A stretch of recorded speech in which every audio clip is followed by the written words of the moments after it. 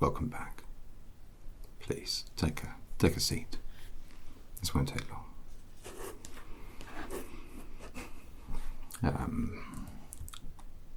On behalf of the Provisional Working Government and State Pol, I'd like to personally thank you for your service to this great nation. Hope and glory. And yes, welcome you back to society.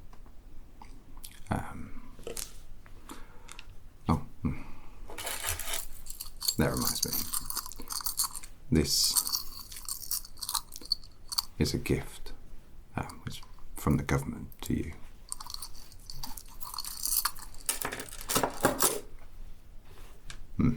It's a golden pocket watch. Well, no, it's not real. No, the gold is real. It's actually gold. The watch isn't real. It doesn't work. It doesn't tell the time.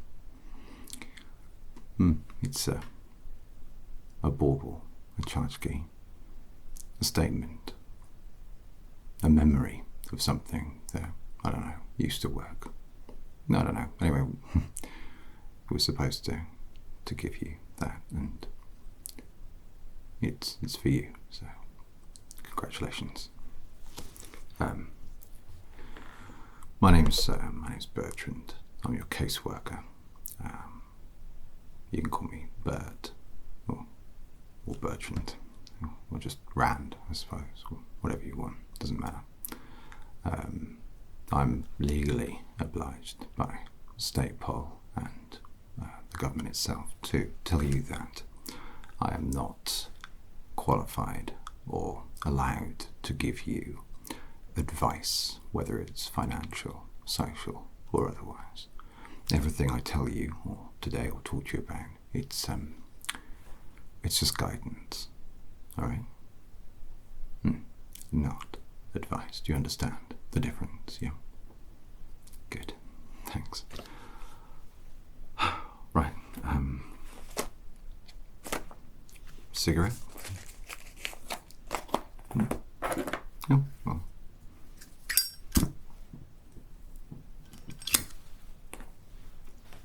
If you don't, you should consider starting. Oh, I know. Yeah, it's an expensive habit, but actually, if you smoke upon reassimilation or reintegration, you get a dispensation. Well, the number crunchers over at the Bureau of Commerce and Internal Trade, they worked out that whilst there is an initial outgoing for the user, that actually it's sort of like a loss leader, because although it costs a lot to smoke, because it shortens your life expectancy, it keeps a steady turnover of workers, a good mortality rate, and that equates to savings for the state. So if you do smoke, you do get a dispensation. It doesn't cover the cost of the tobacco, but it can go towards it. It makes a difference. It's good if you've got relatives and stuff, in case you die. Well, sure. Well, as you say, it's your choice. I'm just guiding you, not advising, guiding. Bertrand. That's right. Oh, so yes, I'm your caseworker and reintegration officer. I have your file here, which I've taken a cursory look at. I hope that's okay. I just need to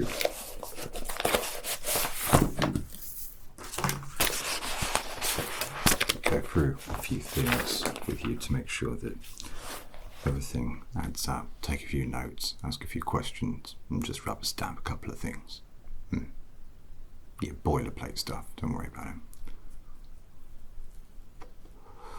Well, you've been gone for quite some time, and, well, things have a nasty habit of changing when you're not looking. You know, like the spider in the bath. You got your eye on it, then you turn away for a second and look back and it's gone. Sirens. Some things never change. But the government has. Quite dramatically.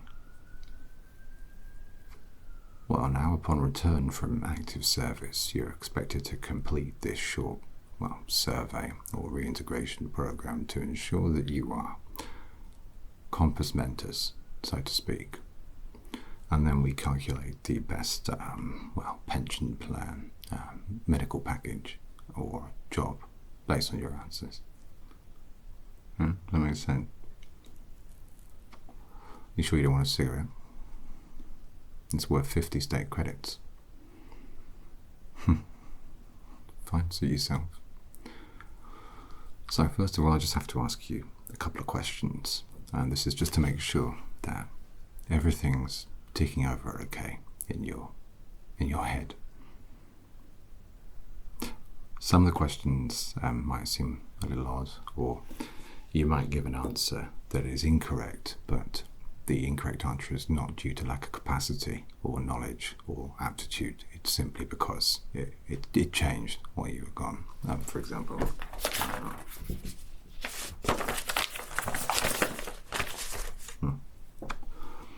this first one, who was the first minister? You answering. See, that's wrong. It's not your fault. They're dead, actually. They were summarily executed by righteous members of the order of this great nation, hope and glory. And, no, there was no service or memorial, and pauper's grave, unmarked. Well, they were an enemy of the state, it turned out, so they had to go. You understand? But even though that's the case, I mean, how would you know that happened where you've been? But you got that wrong, so that's a fail. Let me ask you something that you might be a bit better equipped for. When's your date of birth? Yeah. I see you got that wrong as well. Basically, time changed while you were gone. It's one of the reasons that watch doesn't work. Yeah, the gold is real. You can move on from that. No, gold is valueless. No, it's everywhere. We use it as a superconductor for electricity and stuff like that. I don't understand it. It's in the walls of every building. It's more prevalent than copper now, so mostly worthless. Oh yeah, the time, yeah. Well, time didn't change, but the dates did. We lost a couple of months, gained a few days. The weeks are longer, by 2. Yeah, 2 months down, 2 days up. No, they're not the weekends. More working days, vocational days we call them. You'll be expected to do your share if you qualify for vocational rights. You might have to retire. Look, don't get ahead of yourself. Just pay attention and try to answer the questions right. There's only a couple more. Right. Who won the Great War of Sinclair Independence? See, got that one right. That hasn't changed. You can't change history. Who led that force to victory? That's wrong. See, it turns out that after some careful research, it wasn't the person who we thought it was who led that uprising. No. Turns out they were a dissident. Yeah. They were summarily executed and buried in a pauper's grave, unmarked. Look, you're not doing too well on this part, so let's just chalk that one up to PTSD. Yeah. When you get in trouble for something that, how could you know about it? Yeah.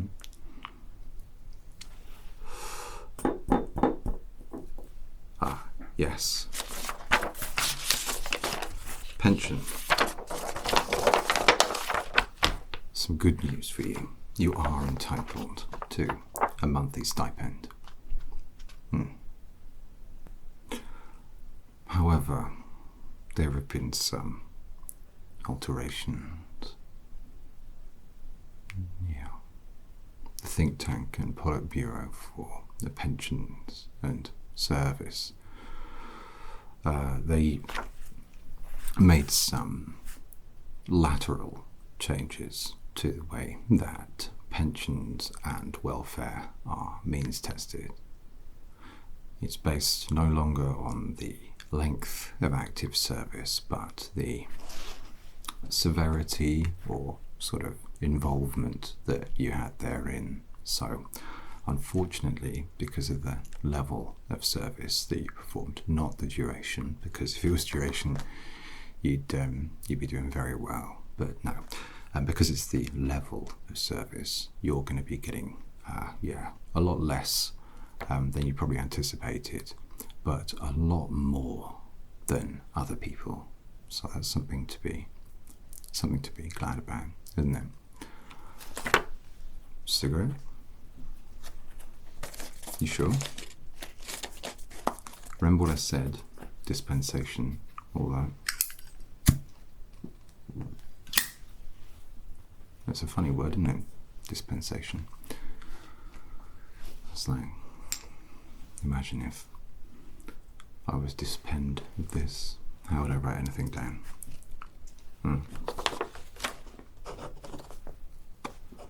Yeah, the final figure is going to be less. The monthly amount is going to be less. Do you remember or recall if you previously qualified for levels of support that were contingent upon service? Someone else in trouble.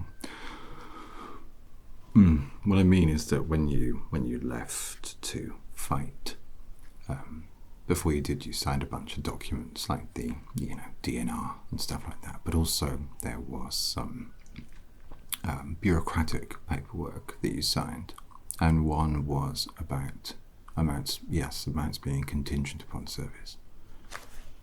It was really small in the documentation. You'd be forgiven for missing it, to be honest. Yeah, remember. How can I put this? Do you think that for me, Bird or Rand or Bertrand, do you think you could just sort of say that you did do it? I can't advise you. I can only guide, but if I could guide your mind to sort of saying that was something you did, even if you didn't, there might not be any way for people to check, if you understand. And yes, and you would benefit, economically and socially from it. Oh, you did tick the box. Wonderful. That gives you a bit of a boost now. Yeah. It's not a lot, but it adds up, believe me. Alright, so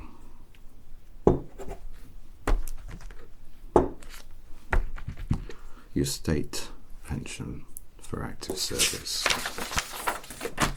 is coming in an alright sum, not princely, but that is reliant upon the next part. So that was your state service. This is your social, alright? I would guide you to answer these questions as thoughtfully as you're able. certainly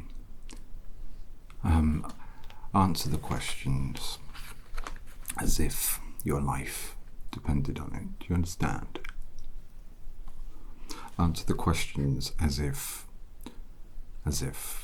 you weren't necessarily you, unless you would do the thing that you think that the government would want you to do. That way, hope and glory, you will probably align with the metric that we're aiming for here. There's been a lot of lateral shifts in psychology and stuff like that, and faith and political ideology, so we have to be careful. I just don't want to guide you down the wrong path. Do you understand? I want to help you if I can. All right. So before you left for your service, thank you, were you part of any state-sponsored or state-adjacent church or religious movement at all? Can you remember? It's okay if you don't remember that. You don't recall. Okay. Yeah, no, that's fine. A lot of people forget these things, don't they? And, you know, why would you remember a thing like that? Like, what you believe, why would you remember that? All right. And similarly, political parties or trade unions. If you were a member of a trade union, I should just sort of guide you. You probably wouldn't be now, because we somewhat got rid of them. So, you know, maybe the situation now should be similar, if not the same, to what it was.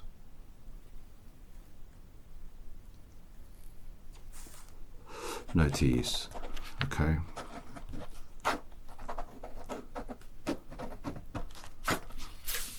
Wonderful. And let's say that during your active service, thank you, something happened and it made you feel bad. Yeah, it made you feel awful. That would be fine. That would be okay. And we could talk about that. But if anything happened before that, due to or adjacent to the government or the state, that might be a longer, more difficult conversation. So just as accurately as possible, can you sum up your pre-service mental state? Yeah, fine. Okay, that's good. Now, no, you did very well. I think that you answered all that as clearly and as ethically as possible. All right. Now, looking at your service record, which is very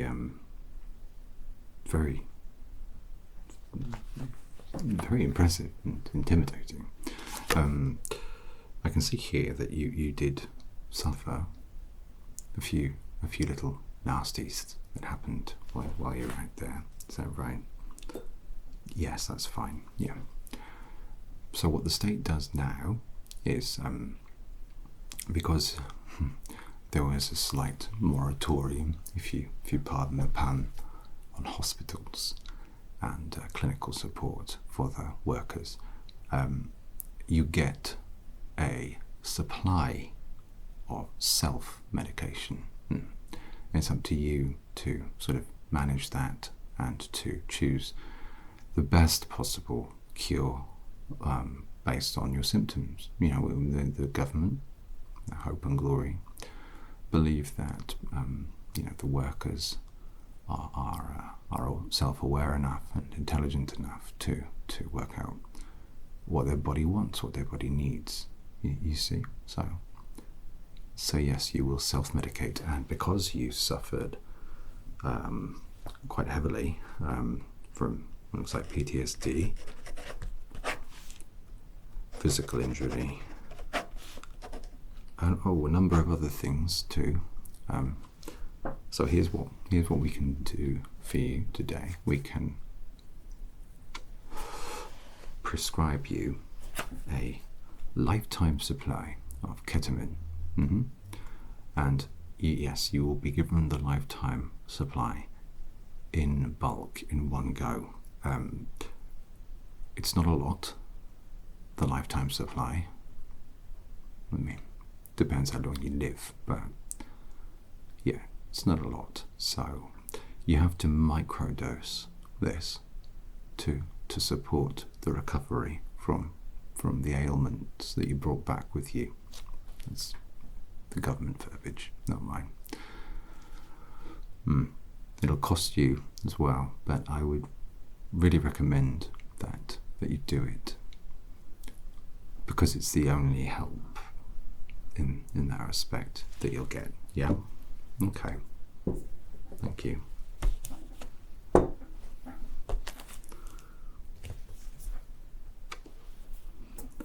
So,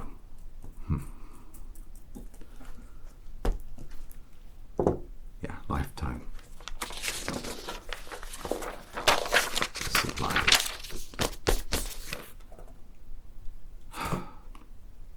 No, we're nearly done, don't worry. Would you like a cigarette?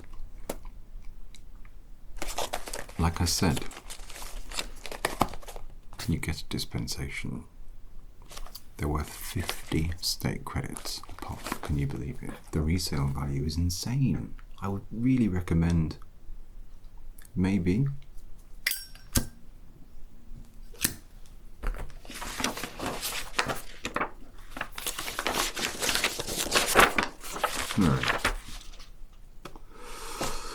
Okay, so the final part is the full residential reintegration and assimilation.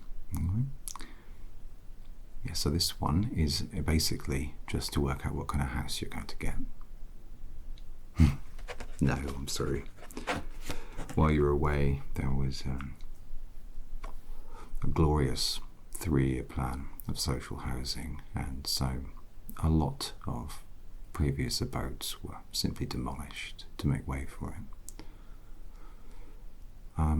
It was called the floor plan. Create more floor to plan. Yes. So you'll be getting a new house.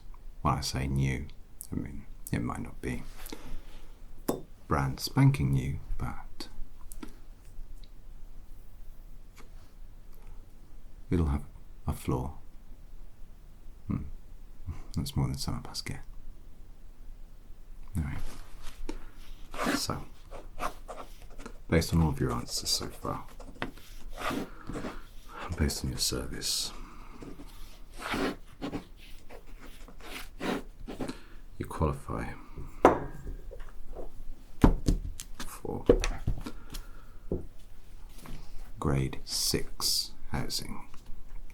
The grading system is new. It was brought in to help demark for people different types of housing based on, well, not class, because we don't have a class system anymore, but social mobility, shall we say. Grade 6 is among the lower echelons of that system, I'm afraid. You will need to relocate as well. You won't be allowed to stay in the city. But it is in Hartlepool, so that's something to look forward to, isn't it? Listen, this is all pretty abhorrent. I know that. This is just guidance, of course. But I may be able to, at the very least, guide your paperwork so that you don't get put into vocational assignment. You see, it's likely, given your service, which is comparable to my own, funnily enough, from some time ago, that your vocational assignment will be this, which, yeah.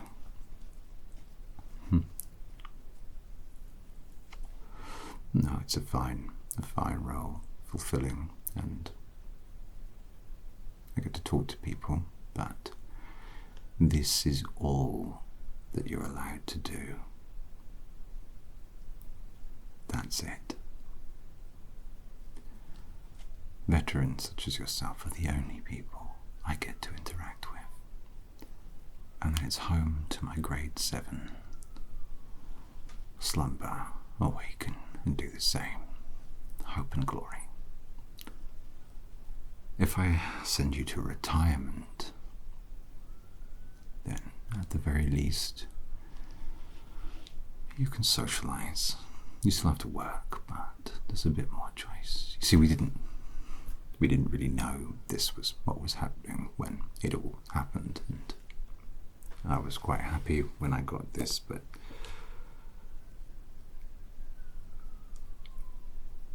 I don't necessarily want to see you end up the way I have.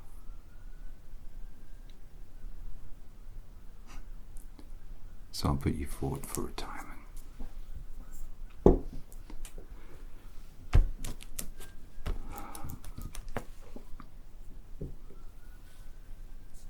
Listen, that's it. You can go, but thank you for everything you did. I'm sorry that it's not the same as where you left, but it never is it?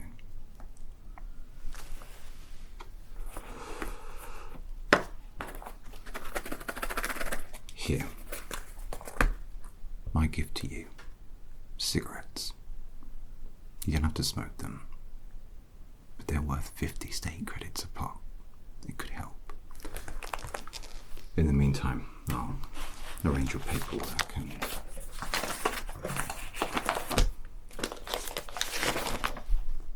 well, I'll never see you again. Still, don't think you'd really want to, would you? All right. Thank you.